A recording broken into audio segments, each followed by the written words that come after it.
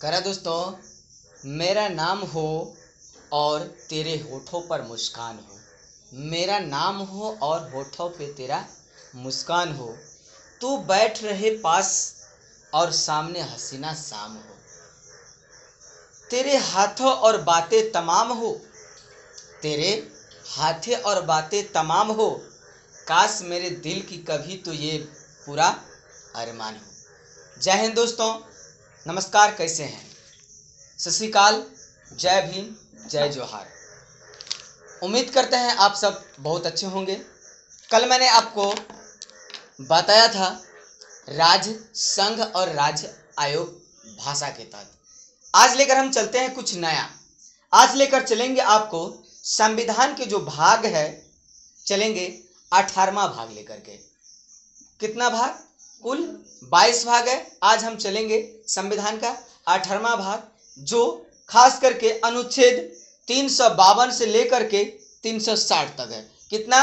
352 से लेकर के 360 तक। उसमें जो है आपातकालीन की चर्चा है। जैसे 1977 में आपातकालीन लग गया था इंदिरा गांधी की सरकार में, तो इंदिरा गांधी की सरकार को कुर्सी भी छोड़ना पड़ा। अंत में इंदिरा सरकार कुर्सी से हट गई और फिर जाकर के चुनाव में तब बहुमत से ज़्यादा आंकड़ा ला करके इंदिरा सरकार में पुनः वापसी की। तो दोस्तों चलिए आज हम बताते हैं आपको आपातकालीन के विषय में। करेंगे राष्ट्रीय एकता तथा सुरक्षा को बनाए रखने के लिए। क्या करा?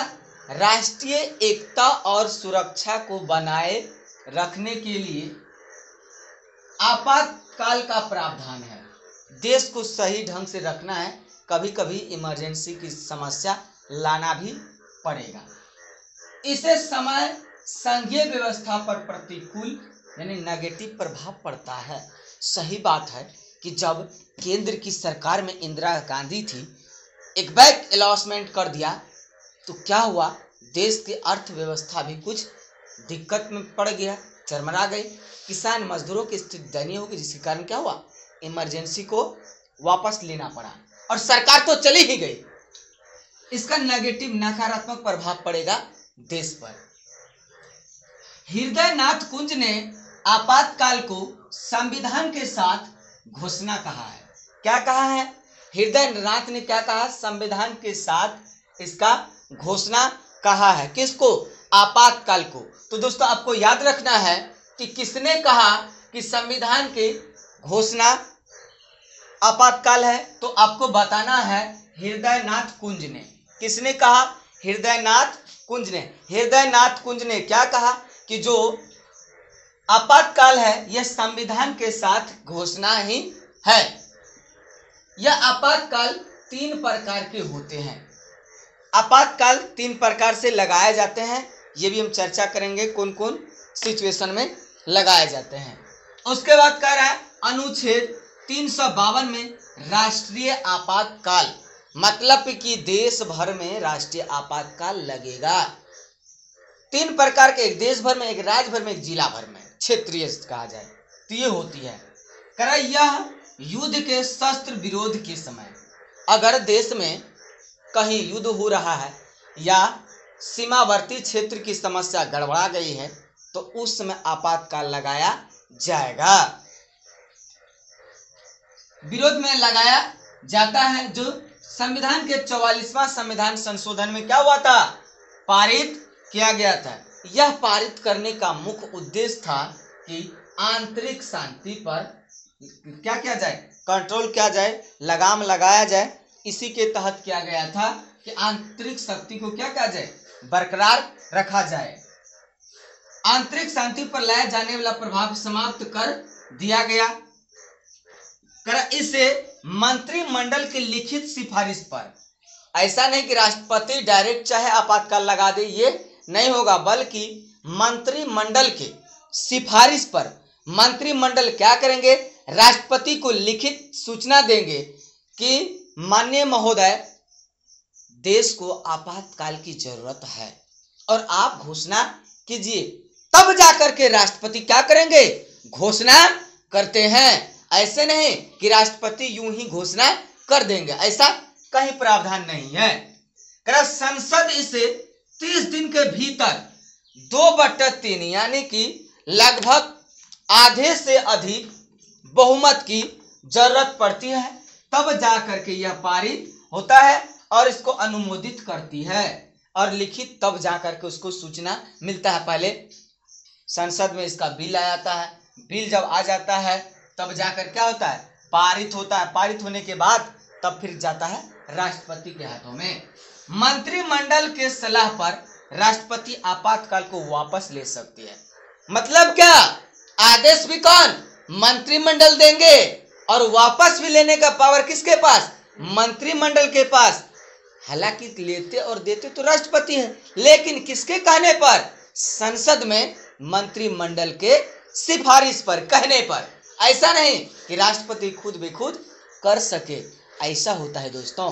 तो बताइए, आपातकाल को वापस ले सकते हैं किसके सिफारिश पर, मंत्रिमंडल के सिफारिश पर क्या होता है, आपातकाल को वापस लिया जाता है। लागू किसके तहत, मंत्रिमंडल के सिफारिश पर 2/3 बहुमत के आधार पर लागू होगा, पारित होगा, तब जाकर के संसद क्या करेगी, राष्ट्रपति को भेज देंगे, तब जाकर के ये पूरे देश भर में क्या होगा, लागू होगा। ये होती है। देखिए, लोकसभा जो है इस आपातकाल को कम से कम 1/10 बहुमत से पारित करके इसको क्या कर सकती है, हटा सकती है। क्या कह रही है, लोकसभा 14 दिन पूर्व, यानी कि लोकसभा के पास जो है 14 दिन पहले इस मत को पारित कर सकती है। 1/10 बहुमत से पारित करके क्या कर सकती है, इसको हटा सकती है। अनुच्छेद 353 में राष्ट्रीय आपात का प्रावधान है। मैंने तुरंत बताया, फिर बता रहा हूं कि अनुच्छेद 353 में जो है क्या है, राष्ट्रीय आपात का प्रावधान है। अनुच्छेद 20-21 को छोड़कर शेष मूल अधिकार निलंबित हो जाते हैं। मतलब जो मनुष्य का है मौलिक अधिकार, इसको क्या किया जाएगा, छोड़ दिया जाएगा। मौलिक अधिकार ही मूल अधिकार का कुछ हिस्सा है, तो कह रहा है उसको क्या कर, 20-21 में जो प्रावधान है उसको छोड़ करके बाकी सबको क्या कर दिया जाएगा, खारिज कर दिया जाएगा, उसका कोई पावर नहीं रह सकता है। दूसरा, कर विधानसभा निलंबित नहीं होगी, कोई कीमत पर आपातकाल के दौरान विधानसभा निलंबित नहीं होगी, बल्कि विधानसभा अगर सत्र का समय है तो वह सत्र चलता ही रहेगा। संसद राज्य सूची कानून बना सकती है। संसद के पास यह पावर है कि वह राज्य के लिए कानून बना सकती है जब विधानसभा भंग हो जाए तब। यहाँ पर बात ऐसा है कि अगर विधानसभा क्या करती है, छोड़ देती है, क्या करती है, छोड़ देती है, तब जा करके क्या करेगी, वह केंद्र में कानून बनाएगी, राज्य के लिए बना सकती है। अनुच्छेद 354 में कह रहा है राष्ट्रपति जो है वित्तीय नियमों, राष्ट्रपति वित्तीय नियमों में बदलाव कर सकती है। राष्ट्रपति के पास पावर है यार, तभी तो बदलाव कर रही है। वह क्या करेगी, बदलाव कर देगी, नियम चेंज कर देगा, अपने लिए कुछ अलग से सोच सकती है, देश के हित के लिए सोच सकती है, ये होता है। अतः राज्य के 42% जो धन मिलता है इस पर कटौती कर सकती है और करता भी है। जो राज्य को मिलने वाला धन है 42%, उसको क्या कर सकती है, घटा सकती है, कटौती कर सकती है। हर राज्य जो टैक्स देता है उस टैक्स का उसको 42% उस राज्य को मिल जाता है, तो उस पर भी वह क्या कर सकती है, 42 की जगह 40 भी कर सकती है। ये होती है उनका। अनुच्छेद 355 में करा बाहरी आक्रमण, शस्त्र विरोध से राज्यों की रक्षा करना। मान चलिए आतंकी हमला हो रहा है बॉर्डर पर, आंतरिक कलह है, राज्य सरकार नहीं संभाल पा रहे, उस समय केंद्र की सरकार को अपनी ताकत लगानी पड़ेगी और राज्य की रक्षा करने का कर्तव्य केंद्र सरकार को है। जरूरी नहीं कि केंद्र की में जिस पार्टी की सरकार है वह पार्टी की सरकार राज्य में भी हो, इसका कोई मैच्योरिटी नहीं है, लेकिन उसको करना होगा, तभी तो होगा। तब ना मान के अगला बार वोटिंग में आइएगा, आप हमको समर्थन दिए, हम गठबंधन कर लेंगे, हम आपको वोट देंगे, तब होगा। ऐसे नहीं ये होती है। करा कि आक्रमण शस्त्र विरोध से राज्यों की रक्षा का कर्तव्य है। अनुच्छेद 356 में करा राष्ट्रपति शासन का प्रभाव जो है जगह जगह देखने को मिलता है। इलेक्शन के समय खास करके राष्ट्रपति शासन लग जाता है, धारा 144 लगा दी जाती है। सुने ही है आप लोग। करा कि विधानसभा निलंबित हो सकती है। सही बात है, अगर विधानसभा चल रहा है तो विधानसभा क्या किया जाएगा, निलंबित कर देगा। विधानसभा का बात कहाँ चल जाएगा, लोकसभा में पहुंचेगा। कहाँ पहुंचेगा, विधानसभा की बात लोकसभा में पहुंच जाएगा। अगर इसको क्या कर दिया गया, निलंबित कर देता है तब। करा कि मूल अधिकार को निलंबित नहीं किया जा सकता है। जो मूल अधिकार है उसको निलंबित नहीं किया जाएगा, क्योंकि जो लोगों का मतलब मौलिक अधिकार, मूल कर्तव्य है, उसको आप छीन नहीं सकते हैं। अब राजनीतिक अधिकार को जरूर छीन सकते हैं कि राजनीतिक अधिकार राजनेताओं के द्वारा मिलता है, केंद्र के द्वारा मिलता है, राजनीति से मिलती है, इसलिए आप उसको छीन सकते हैं। अब हमारी खान पान के बदलाव कर देंगे, ये नहीं हो सकते। कारण राज्य का बजट केंद्र में प्रस्तुत होगा। हाँ, भले ही बात है कि राज्य का बजट कहाँ चल जाएगा, केंद्र सरकार में जाएगा, अर्थात लोकसभा में जाएगा। केंद्र का मतलब लोकसभा में जाएगा। कहाँ जाएगा, लोकसभा में पारित हो जाएगा। कहा कि राज्य सरकार के जो पास वित्त मंत्री होता है, वित्तीय मंत्रालय होती है, उनकी बात केंद्र में होने लगेगी। तब जाकर के राज्य के जो चुन के जाते सांसद है वो लोग वहां पर क्या करेंगे, अपने राज्य के लिए कानून बनवाएगी और बजट पेश करवाएगी।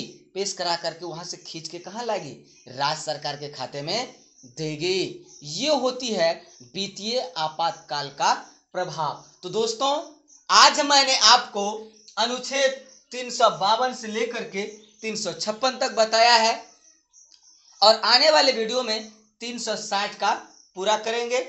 ऐसे चलता रहेगा लगातार। अभी बायोलॉजी की क्लास की तैयारी जारी कर दिए हैं, हो सके तो वीडियो आना हम शुरू कर देंगे। दोस्तों, जय हिंद, जय भारत, जय संविधान, संविधान जिंदाबाद।